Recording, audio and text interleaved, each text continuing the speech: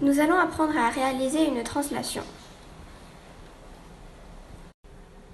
Voici le matériel demandé.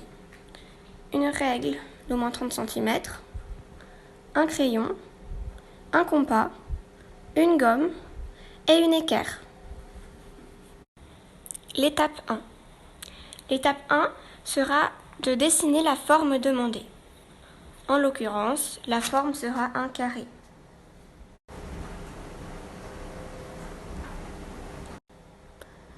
L'étape 2. L'étape 2 sera de faire des parallèles en partant de chaque sommet.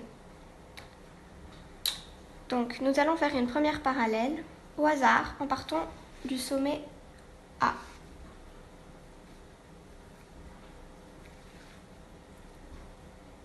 Je trace un trait en partant du sommet A. Ensuite, je pose mon équerre contre ma parallèle qui part du sommet A et je prends une règle que je vais poser contre mon équerre, comme ceci, pour que je puisse bouger mon équerre contre la règle.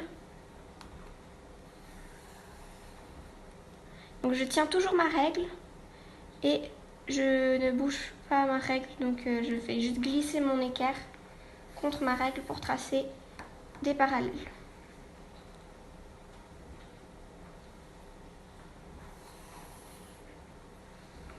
Voilà, mes parallèles sont tracés.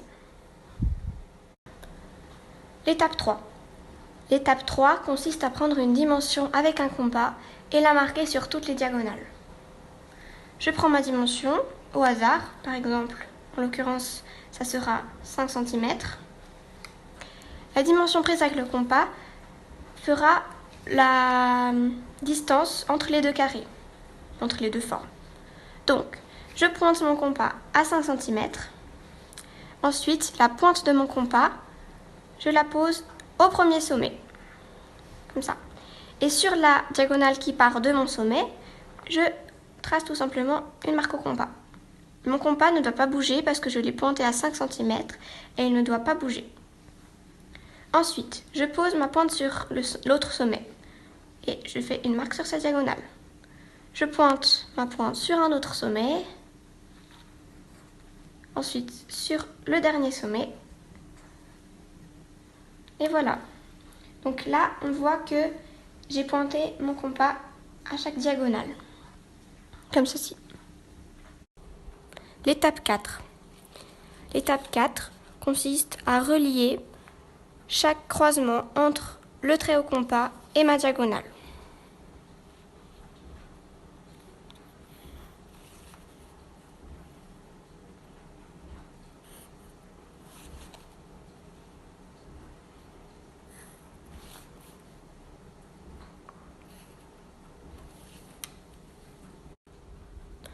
Voilà, le travail est terminé. Nous avons notre translation.